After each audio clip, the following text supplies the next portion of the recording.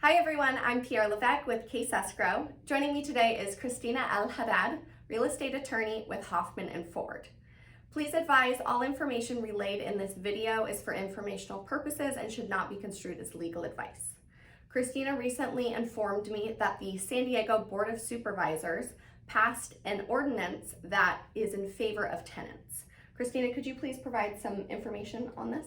Absolutely. On May 4, 2021, the San Diego County Board of Supervisors, in a 3-2 vote, passed a ordinance that is stricter in favor of tenants.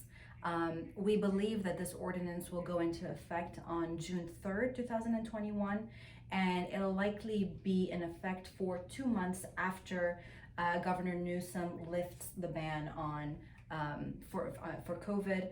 So likely it'll be in effect until August 14, 2021.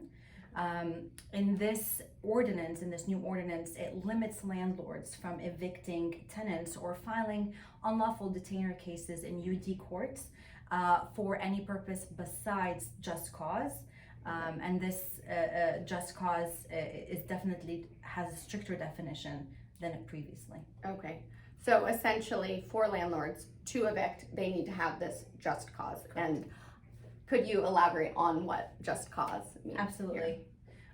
Previous to COVID-related moratoriums, landlords could evict tenants for 2 types of just cause: at fault or no fault just cause.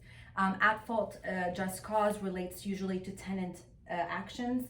It could be failure to pay rent, lease violations, criminal activity, or similar actions, or no fault just cause, whereby the landlords, for example, would like to move back into the property as their primary residence, Okay. or would like to perform construction on the property.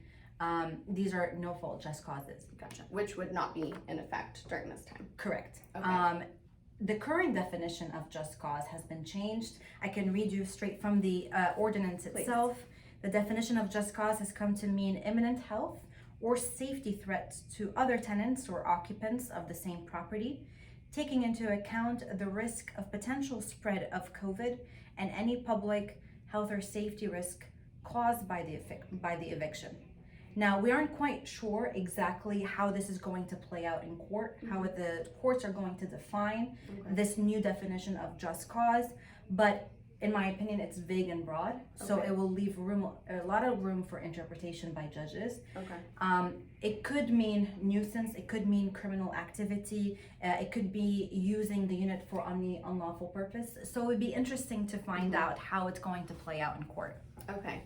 And if a landlord does feel that they have this just cause to evict, what should they do? Definitely speak to a qualified landlord-tenant attorney.